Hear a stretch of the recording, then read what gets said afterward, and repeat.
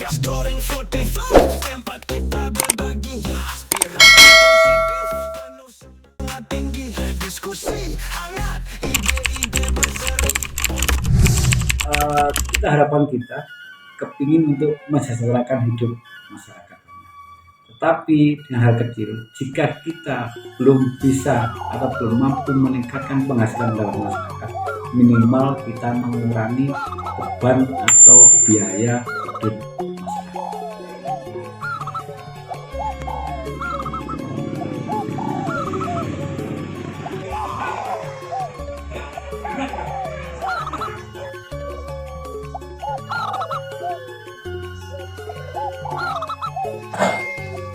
Assalamualaikum warahmatullahi wabarakatuh. Halo sobat, bertemu kembali dengan saya Dodi dari podcast Goreng 45. Pada episode tentang desa mandiri, pagi hari ini kami akan berbincang dengan salah satu tokoh muda. Beliau adalah seorang kepala desa yang punya segudang prestasi, bukan di kota tetapi di pinggiran. Beliau adalah Bapak Hendrik Dwi Martono SE. Beliau menjabat sudah periode yang kedua kali ini. Yuk kita sapa beliaunya. Selamat pagi, Assalamualaikum Pak Hendrik. Waalaikumsalam warahmatullahi wabarakatuh. Kabarnya sehat? Alhamdulillah, wajib sehat. Alhamdulillah. Pak Hendri, kalau kami mendengar bahwa panjenengan termasuk salah satu kepala desa yang punya visi yang ke depan bagus sebagai desa percontohan, status desanya desa Purwosono ya ini ya, Iya. menjadi desa mandiri. Namun sebelum kita berbincang, boleh cerita tentang sedikit apa sih motivasi maupun latar belakang yang membuat Mas Hendri ini tertarik untuk terjun di perkepala desaan lah, menjadi kepala desa ini. Monggo. Ya, terima kasih. Saya Hendrik Dwi Martono, Kepala Desa Purwosono. Hari ini menjawab pertanyaan dari sedulur saya ini, Pak Dodi. Yang pertama, ini mungkin terkesannya terlalu idealis ya. Yang awalnya saya hanya berpikir bagaimana hidup biar bisa membawa manfaat bagi diri kita, keluarga, terutama bagi orang banyak atau masyarakat. Jadi kebetulan saya kan aslinya juga Lumajang kota ya. Kemudian 2001 saya hijrah ke Purwosono. Jadi 23 tahun yang lalu mendapatkan pujaan hati saya dari desa Purwosono. Iya. Hanya saya hidup di sini. Saya diterima dengan baik oleh masyarakat. Awalnya ya bagaimana kita hidup itu menjalankan hak kewajibannya. Saya diberikan hak hidup diterima dengan baik, maka saya punya kewajiban untuk minimal yang pertama kepada keluarga, kemudian pada lingkungan yang menerima, pertama di tingkat RT, tingkat RW sebagainya, kemudian terlibat dalam kegiatan desa, sehingga membuat kita kepingin untuk bermanfaat bagi yang lain, terutama masyarakat. Sehingga gayung bersambut, kita ikuti prosesnya awal. Jadi saya kepala desa itu kalau dikatakan tadi 2 periode, yang pertama saya PAW ya. Jadi 2017 itu kepala desa Purwosono almarhum berhenti karena meninggal dunia karena sakit, sehingga dilakukan proses pemilihan pengganti antar waktu. Kemudian awalnya saya terlibat sebagai relawan di desa Purwosono ini waktu programnya P2KP ya, program pengentasan kemiskinan. Saya tahun 2009 itu terlibat, diajak. Kemudian karena mungkin saya senang organisasi, mungkin di asal saya juga di Ngadinem dulu ya, di Suwanda, Kampung Keramba dulu. Saya sebagai ketua Karang Taruna menggerakkan masyarakat, berseni kali sehingga cukup menjadi Kampung Keramba. Kemudian senang organisasi, kegiatan pemuda, sehingga terbawa situasi itu. Kemudian saya berpikir diajak sebagai relawan di sini P2KP, saya ikut ya, masuk sebagai ketuanya Badan swadayaan masyarakat PKM waktu itu. Kemudian di tingkat kecamatan juga sama. Kemudian setelah dari lalu PDKP diamanai oleh masyarakat sebagai BPD waktu itu, kita berkembang. Nah, setelah kembali kepada almarhum kepala desa kami yang awal itu, kemudian ikut PAW terlibat, beberapa tokoh juga ayo ikut, sebagainya, akhirnya kita ikut proses itu. Nah, kemudian yang setelah saya terjun di desa itu tahun 2017 ya, kami melihat status desa ini masih kategori desa tertinggal di catatan Kementerian. Jadi status desa itu kan ada 5. Desa sangat tertinggal, desa tertinggal, desa berkembang, desa maju, dan desa mandiri. Nah, grade kita itu di desa tertinggal saat itu ya. Ya, saya berpikir ini nggak keliru lah. Desa Purwosono ini desa yang luar biasa. Ada pemandian Selokambang di dusun Selokambang. Kemudian ada pabrik-pabrik yang mereka rata-rata sudah bekerja di sana semua. Pabrik-pabrik besar kayu sebagainya. Pabrik kayu. Tindarunga berkecukupan. Loh, kok bisa tertinggal? Oh, ibaratnya kita rumah tangga, kita punya bahan baku beras, minyak, lauk, tapi kok nggak bisa makan. Ternyata ngolahnya mungkin. Iya. Akhirnya alhamdulillah setelah kita ke sana, yang mendasar saya kepala desa kami membangun desa Purwosono ini, karena saya gambaran karena saya sudah menetapkan hidup di Purwosono bersama dengan istri, berKTP di sini semuanya, dan ini yang harus saya berbuat. Di mana bumi saya pijak, di situ langit saya junjung. Kalau dulu saya di Gangatim juga saya ikut membangun, sampai sekarang pun juga kadang-kadang terlibat dalam kegiatannya, tidak bisa dipisah ya. Tapi di sini itu benar-benar saya junjung, dan saya mencintai desa ini walaupun saya dari desa istri saya, sehingga saya harus terlibat dalamnya untuk bermanfaat bagi orang banyak tanpa desa.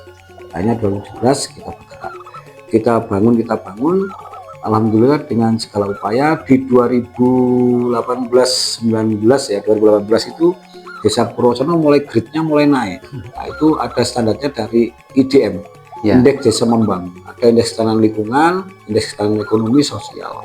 Jadi kita bergerak 2017 itu, 2018 alhamdulillah grade-nya naik menjadi desa berkembang. Nah, kemudian angan-angan kita, saya kepingin desa ini menjadi desa yang maju, tidak hanya benar-benar maju tapi tercatat juga di kementerian rumah kita, kementerian desa sebagainya, sehingga dapat support-support yang lain. Makanya saya bikin di Facebook kita itu Purwosono Maju. Sebenarnya harapan kita maju ya, maju itu harapannya untuk maju luar biasa sebenarnya. Nah, kita bergerak totalitas tentunya bersama dengan support-support perangkat desa, Pak RT, Pak RW, LKMD, BPD, bergerak bersama dengan masyarakat, bergerak betul. Kemudian 2018-19 itu masih corona, 2020 juga corona, tidak ada bulan, dan di 2021 kita langsung dinobatkan menjadi desa mandiri lompat. Seharusnya dari berkembang maju dulu baru mandiri. Wah, itu kita lompat. Jadi waktu itu di 2020-an kita bergerak banyak. Jadi di tanah lingkungan, sosial, ekonomi. Kita awalnya kita bikin solusi untuk ternak, kita bikin garasi ternak untuk keamanan, untuk pemantauan kesehatan sapi, karena kita mata pencarian berbeda ya. Di dusun Sebet ada 4 dusun Purwosono itu, dusun Sebet, dusun Selokambang, dusun Darungan, dan Karanganyar, dengan mata pencarian pola hidup yang berbeda-beda. Dan Purwosono ini desa Jawara. Jawara artinya Jawa Madura. Kita dekati dengan itu. Kita kembali ke desa. Di 2021 kita masuk dari penilaian indeks tanah lingkungan, sosial, kemudian ekonomi. Kita grade-nya tinggi skornya. Sehingga kita naik menjadi desa mandiri. Kita bikin cluster, kemudian kita olah, dapat penghargaan STBM buat dari Kementerian Kesehatan. Saya dapat rencana waktu corona, tapi tidak diundang ke Jakarta kan corona, sehingga diserahkan di Pendopo Kabupaten Lumajang. Nah, itu dari situ indeks lingkungannya naik. Nah, itu ada waktu itu kita olah sebuah sungai yang kumuh, kita rubah waktu corona itu SPB ya, pembatasan itu social distancing, itu jadi pembelajaran di luar. Kita bikin ruang terbuka hijau yang menjadi terkenalnya dengan Kali Sejuk. Nah, ini kita optimalkan lagi. Awalnya begitu ya. Ya, itu sebenarnya Kali Sejuk bukan sebuah wisata sebenarnya. sebuah ruang terbuka hijau untuk anak-anak MI, anak-anak Belajar SD ya. belajar sana, kemudian digemari teman-teman gue sebagainya, sehingga banyak orang berkunjung, enak, sehingga terkesannya menjadi sebuah tempat wisata. Sebenarnya alam desa Indonesia. Nah, dari situ kita dapat SMP membuat nilai naik, kemudian dari sosial ada Gaster, kemudian ada prestasi-prestasi yang lain ya, ada kita di 2021 itu juga mulai PBB apa itu kan juga 7 tahun sampai saat ini 7 tahun berturut-turut lancar ya. Nah, itu salah satu penopangnya juga tingkat ekonominya dia dari masyarakat tertib PBB kan berarti ekonominya memang bagus. Nah, di 2021 menjadi desa mandiri. Mandiri itu 10 desa, seingat saya Kabupaten Lumajang awal. Jadi 10 desa awal. Kemudian kita bergerak lagi terus dengan mencoba selalu berinovasi. Iya. Kemudian kita bersama dengan masyarakat ini terdorong semakin tergerak ya, solid kompak untuk membuat desa ini terus grade-nya naik. Nah, ini yang salah satu yang kita lakukan. Kalau yang lepas itu sampai perjalanan ini desa kita di tahun 2023 kita banjir prestasi mungkin saat kemarin ya. Bukti kekompakan kita dengan 3 pilar ya, peran dari Babinsa, Babinmas, Kepala Desa, ini kita dimana sebagai patriot Jawa Wetan. Jadi 2023 dapat penghargaan dari Ibu Gubernur, ini prestasi desa, kemudian dari Pangdam, dari Polda sebagai patriot Jawa Wetan. Alhamdulillah dapat hadiah 3 motor listrik ya, yang disupport oleh Nun Sewu Harian Diswe ya, Pak Dalan Iska. Ini salah satunya. Tuh. Jadi kalau saat ini kita mulai menguatkan lagi indeks desa membangunnya, karena target kita kepingin menjadi desa berdaya. Jadi ada lagi grade-nya menjadi desa berdaya. Jadi kalau skor kita di indeks ketahanan lingkungan itu 9 lebih, karena ada saya buat, ada lingkungan bagus, kemudian di sosialnya sudah 9. Nah, di skor yang indeks ketahanan ekonomi kita masih 8,9, belum mencapai angka 9, karena kita belum punya simbol ekonominya yang bergerak masyarakat walaupun ada pabrik. Makanya kita memunculkan pasar desa untuk tahun 2024 ini, karena di lingkungan Purworejo ada desa, tetangga desa juga jauh pasarnya. Kemudian di sini masih radiusnya masih 5 km ke hampir dasar ya, di Lenjeng kurang lebih 3 ya, kemudian di Labro Lor atau Mojosari, Labro apa itu, Labro Kidul ya. Nah, itu Mandira ini warga kepingin ada sebuah pusat kegiatan ekonomi masyarakat. Jadi kita gagas, kita musrenbangdeskan, musyawarahkan sekaligus sebagai wujud visi misi kita bergerak dan meningkatkan idenya, kita bangun pasar desa yang alhamdulillah di tanah aset pemerintah desa Purworejo yang kebetulan nempel dengan hampir jadi satu dengan Kepulauan Riau Kabupaten. Oke. Nah, begitu banyaknya prestasi mulai dari kabupaten maupun nasional, sudah barang tentu ini ada satu resep ya, yang mungkin bisa didirikan agar desa-desa yang lain juga barangkali juga bisa menjadi contoh, meniru konsep-konsep yang saya kira kan perlu kerja keras ya, tidak gampang untuk menjadikan sebuah desa yang penuh dengan prestasi. Tantangannya juga tidak sedikit, terutama di dalam internal ya, internal dari para perangkat desa itu sendiri, plus dengan masyarakat yang begitu majemuk ya. Sudah barang tentu kan masyarakat kan pada saat pemilihan itu kan akan terbelah, kan tidak mungkin ada ini. Nah, bagaimana upaya Mas Hendri ini untuk bisa menjadikan Desa Purwosono ini menjadi guyup, kemudian menjadi semangat, trik apa saja sehingga sampai membuahkan hasil seperti sekarang ini? Iya, jadi yang pertama kita sadari memang situasi politik ya, memang semuanya pembangunan apa pergerakan keamanan tidak terlepas dari politik, terutama di desa, politik desa. Yang pertama, satu kita dasari ikhlas ya, jadi kita bekerjanya berusaha untuk ikhlas apa adanya. Kemudian pada saat kita sudah sebagai kepala desa, menurut saya ya, kita tidak beda-bedakan walaupun kita tahu dalam proses, kalau bahasanya orang orang itu ini kita lepas itu. Kemudian kita benar-benar melakukan karya nyata, melakukan berkegiatan betul, kemudian bergerak betul-betul pada masyarakat, dan harus hati-hati. Karena kan kepala desa itu kalau digoleki bener ketemu salah ya, anggone Pak itu. Iya. Jadi daftar Pak itu. Nah itu kita sadari. Iya. Karena kadang sesuatu yang positif itu terkadang terjadi tetap istiqomah. Makanya di 2023 kemarin alhamdulillah kita juga berangkat ke Cina ya, dipilih. Jadi belum saya sampaikan juga. Jadi Purwosono ini sebagai salah satu kepala desa terpilih. Sebenarnya yang berangkat kepala desa ya, tidak mungkin seluruh desa ya. Iya. Simbolnya. Makanya saya terima kasih kepada ini. Ini simbol penghargaan dari Kemendes ya. Masalah kita diakui ternyata bersama dengan 20 kepala desa se-Indonesia. Jadi ada dari NTB, dari Maluku Ternate Utara, kemudian ada dari Kalimantan Timur, dari Irian Jaya, teman saya 20 desa berangkat ke Cina, benchmarking ketiga Cina. Dan kita masih jabuk lagi dalam sebagai koordinator atau ketua regunya saya dari Purwosono. Nah kembali ke tadi, kita tidak beda-bedakan semuanya. Prosesnya kita tidak membedakan pure, baik selain penguatan pada perangkat desa, walaupun teman-teman harus nimbangi dengan cara saya, kadang menurut saya terlalu disiplin ya, dan terlalu ini, karena mungkin mewujudkan visi-misi itu ya. Jadi harus nimbangi langkah-langkah kita, mungkin jam kerjanya harus tertib. Ya. Di sini saya awal itu sudah saya kasih cek log ya.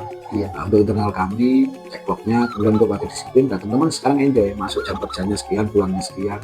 Terus juga simbol-simbol ini kita ubah sebenarnya menjadi kebanggaan dari warga. Yang dulu masyarakat kita itu kan, kalau saya ngomong Purwosono itu nggak gelem, sebenarnya di Serbet, Purwosono duduk Serbet, itu Solo Kabang gitu. Nah ini, jadi Purwosono mana itu dulu, nah saya juga heran gitu. Nah, sekarang kita pakai baju, pakai kaos dengan slogan yang kita pakai sate Bangpur ya, satu tekad Gunung Purwosono. Itu awalnya saya bikin sate Bangpur, sate tekad Purwosono, jagon-jagon kita munculkan. Kemudian layanan-layanan kita pakai konsep datang senang pulang berkesan, bagaimana mereka datang.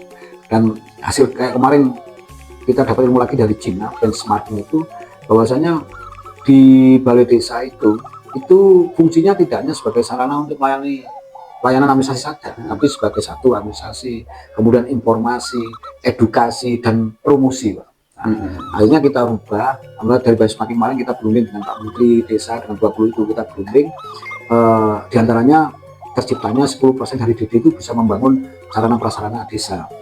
Itu berdasarkan diskusi kami dengan Pak Menteri Desa, Pak Dirjen, kemudian juga Pak Direktur dari Kementerian Desa sana, apa keluhan desa sana. Hampir seluruh Indonesia 883.000 desa se-Indonesia ini kan hampir rata-rata balai desanya sarana prasaranya kurang, Pak. Nah, ini kan sangat dilema. Dirasani uang, balai saya kok pelek sebagai duitnya karena nggak boleh bangun. Tapi sekarang boleh 10% itu, tapi desa mandiri. Makanya dari ini, karena tugas kami juga menciptakan desa mandiri juga, walaupun secara tidak langsung kan antara kepala desa kadang-kadang gak enak katanya ngompol kan ini. Ya kita berbuat, teman-teman menginspirasi, kemudian manfaatnya apa desa mandiri, kemudian kita gaduh keluarga, bisa nanti bangun sarana prasarana, kemudian tahapannya keluar hanya 2 tahap. Walaupun sekarang 2 tahap semua, cuma ya yang tidak mandiri kan 40-60, kalau mandiri 60%, 40%. Nah kemudian bisa bangun sarana prasarana ini. Lah saya ngomong, kalau kita nantinya menjadi desa digital, smart village, desa dan sebagainya, lah bagaimana bisa terakomodir dengan baik jika sarana misalkan laptop, komputer atau sembarang karir ya yang ada di desa, tapi kalau balai desanya bocor, balai desanya ini, ya perawatannya kan sulit. Hanya dikabulkan mereka 10% itu, tapi khusus mandiri dulu. Karena kalau mandiri berarti kebutuhan luar tercukupi, indeks lingkungan, kesejahteraan ekonomi, jalan-jalan sudah tercukupi, fasilitas umum baru dinyatakan mandiri. Indeks tanahnya di situ, lingkungan, sosial, sebagainya. Nah, hanya kita bangun semacam ini. Nah, kembali ke tadi, pertanyaan kok bisa nih, nah, kita rubah balai desa ini menjadi kebanggaan masyarakat yang dulunya kelihatan balai desa rasa bangga semuanya, sehingga mereka terlibat dengan mana. Nah, dari beberapa unsur kita bikin di Pemuda itu stadion voli, lapangan voli, kemudian ya kebutuhan masyarakat berusaha kita cukupi. Itu semua dari keuangan dana desa ya, yang ada beberapa di desa kan ada struktur kekuatan membangun kan ada beberapa dari sumber. Sumber pendapatan ya. Ada kalau desa yang ada PAD-nya sendiri ada. Dan kita PAD-nya kan masih di TKD yang operasional. Kemudian sumber kekuatannya ada ADD, alokasi dana desa, itu dari kabupaten mengajar dari APB daerah ya. Nah kekuatannya ada lagi DD, dana desa. Dana desa juga ada aturannya. Semacam saat ini yang pertama ada tahun 2024 kemarin ada 7 prioritas yang harus dilaksanakan dana desa. Karena 7 prioritas instruksi presiden waktu ya harus kita kerjakan. 1 ketahanan pangan, TBC, desa bersih narkoba. BLT-nya masih ada, cuma turun ya. Kalau dulu kan minimal 40%, sekarang maksimal. Ada beberapa yang ada 7 prioritas. Kemudian baru kita lakukan untuk pembangunan itu, tapi semuanya ada juklak-juklaknya, ada aturannya. Oh berapa persen untuk pembinaan, satu untuk pemberdayaan, satu untuk ini macam-macam ya. Nah itulah satu di antara dana desa untuk mewujudkan visi misinya kepala desa, yang itu yang mendorong sana. Karena di awal kan kita waktu kita mengikuti BKD harus menyampaikan visi misi. Iya. Tapi kemudian yang kedua, berdasarkan kebutuhan masyarakat yang belum tercover, kembali semuanya harus dimusyawarahkan bersama dengan warga. Bahwa ini yang diberikan kepada masyarakat biar tidak salah paham. Kemudian pembangunannya harus ini tentunya juga harus merata berkeadilan. Contoh kita program PJI lampu, hari ini kita bisa masang 12, ada 3 dusun, 3 bersama. Selain transparansi harus dipasang di depan.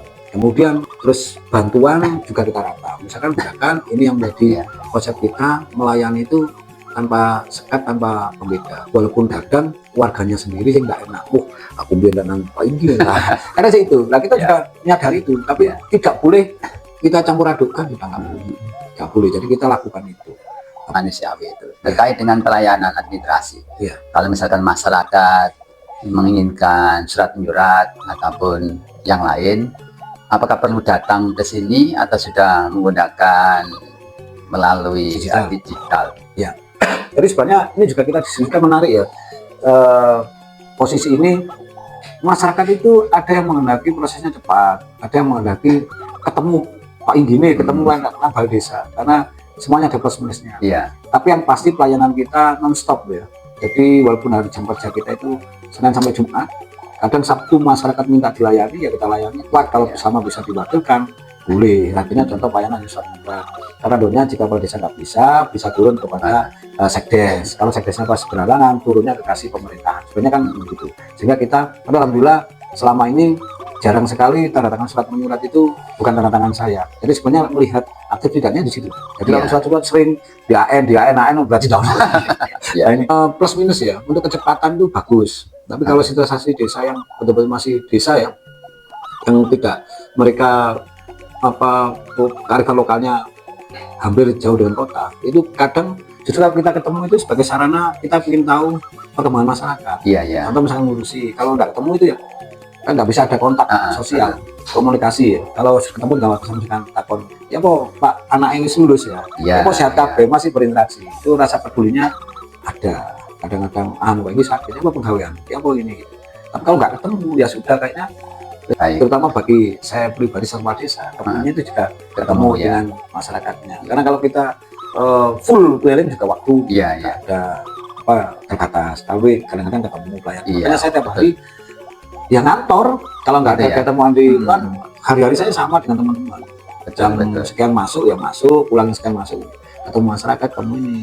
Jadi bahasanya dinas ya. Karena kepingin ketemu dengan. Jadi ini ya second home ya, rumah kedua ya. Rumah kedua. Jadi harus kita cintai memang. Iya. Pak Hendri, terkait dengan keamanan gimana? Karena ini kan posisi desa, banyak juga ternak. Nah, saya tadi tertarik dengan garasi ternak tadi itu. Bagaimana bisa dijelaskan? Kemudian apakah keguyuban masyarakat tentang keamanan ini? Karena kebanyakan kan masyarakat was-was ya pada saat ternaknya sudah besar, mereka harus semalaman tidak tidur. Bagaimana? Apakah ada CCTV ataupun kamling-kamling terkait dengan keamanan? Gimana? Ya, kalau ternak ya, alhamdulillah dulu ini menjadi cerita terindah buat kita ya. Waktu zamannya dengan Kobra, Pak Arsal ya. Jadi waktu itu kita munculkan, saya namakan Gaster. Jadi Pak Arsal itu ada program Kobra, garasi ternak, kemudian rantai, kemudian SKD Satgas Kami Desa, dan beberapa itu.